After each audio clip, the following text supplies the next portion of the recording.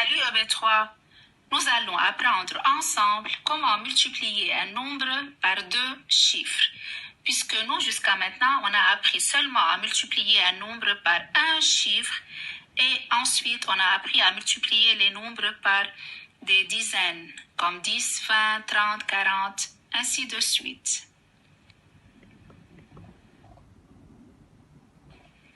Pour commencer, je vais vous proposer cet exemple.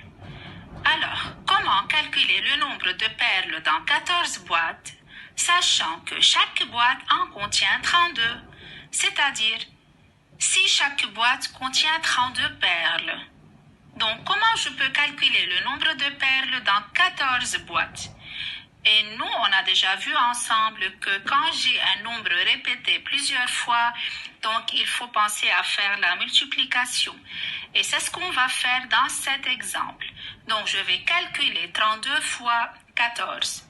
Alors, il faut disposer les unités sous les unités et les dizaines sous les dizaines, comme vous voyez dans l'exemple que je vous ai donné.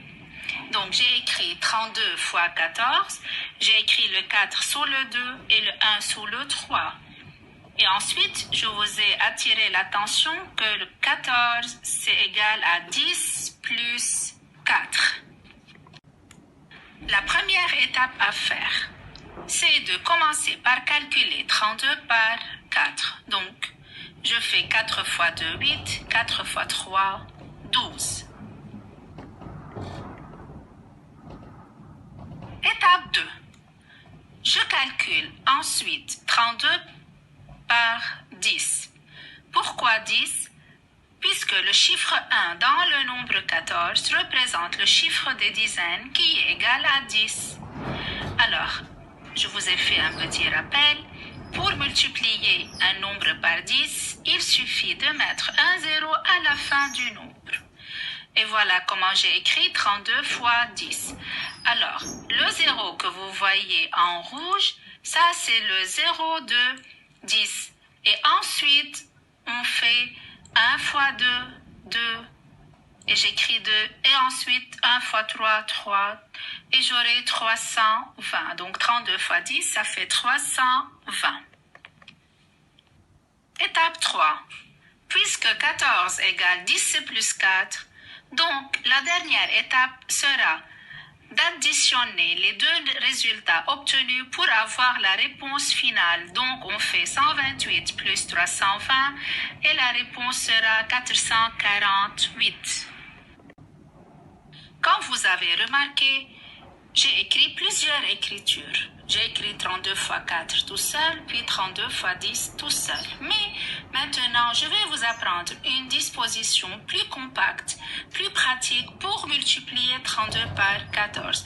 Donc, comme vous voyez, je fais le tout dans le même calcul. Ça veut dire j'écris 32 fois 14.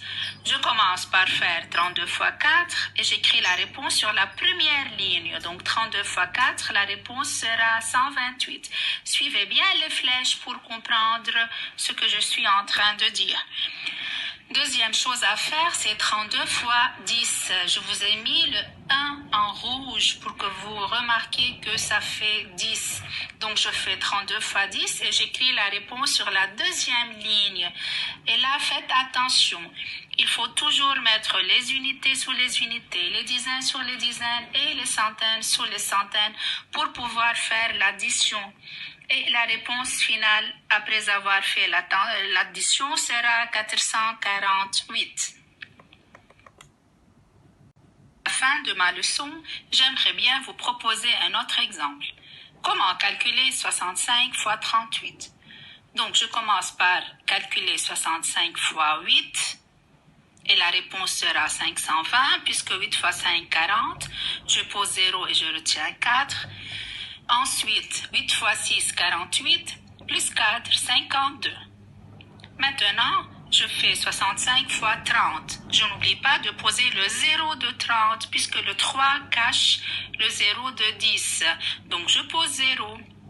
Ensuite, je fais 65 fois 3, comme d'habitude.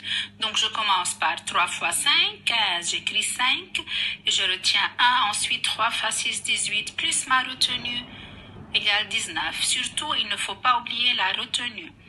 À la fin, tout ce que je dois faire, c'est additionner les deux résultats obtenus.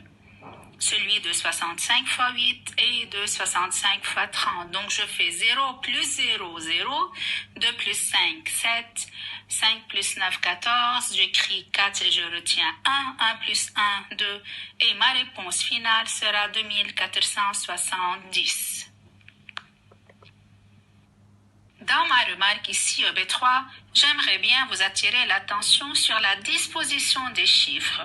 C'est-à-dire, il faut toujours écrire les unités sous les unités, les dizaines sous les dizaines, les centaines sous les centaines et les milliers sous les milliers pour pouvoir faire l'addition.